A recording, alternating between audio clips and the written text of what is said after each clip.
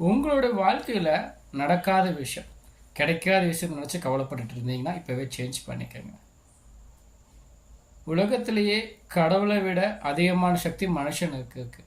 அந்த மனுஷன் இதை நம்பி இயங்கணும், இதை நம்பி இயங்கினீங்கன்னா ஒன்றும் பண்ண முடியாது.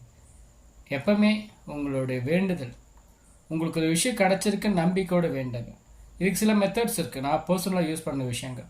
ஒரு நாளைக்கு என் வேண்டுதல் வந்து கடவுள்கிட்ட குறைஞ்சபட்சம் 1-8 முறை சொல்லுவேன். எனக்கு இந்த விஷயம் கிடைக்கணும், இந்த மாதிரி விஷயம் என்னுடைய உடல் மனம் ஆன்மா வந்து செயல்படணும், கடவுள்கிட்ட வேண்டுதல் வைக்கணும். என்ன பண்ணுறான்னா ஒரு முறை தான் மனுஷன் கடவுள்கிட்ட வேண்டுதல் வைக்கலாம். மீதி நாள் முழுவதும் அது கிடைக்கல, நடக்கலைன்னு புலம்புறது, அதை பற்றி ஏங்குறது.